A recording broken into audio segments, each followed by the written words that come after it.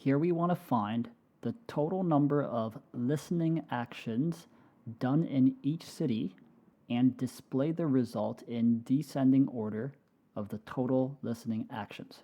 Let's see what we have. We have a user Spotify dim table that gives us the user ID, the name of that user, and the city location of this user.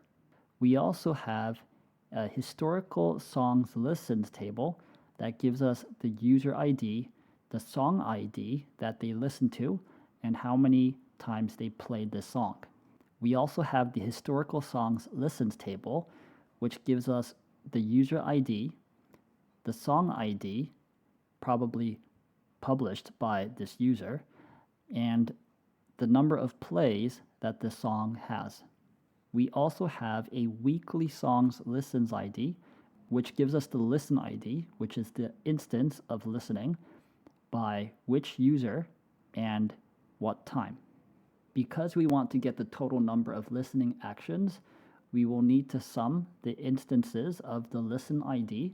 And since we'll be getting the city info from the users table, I will combine the first and the third tables together. So centering on the weekly songs listens table, I will join the user Spotify table using the user ID. Now from this joined table, I will select the city, and I can get the listen ID, but I actually want to count all the instances of the listening IDs. And I'm also going to select the listen ID. And when we run this, this is what we get.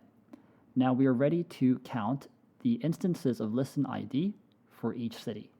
So I will group by the city, and I'm going to count the listen IDs for each city, and I'll call this listening count, and then I will order by the values of this column, listening count, in descending order.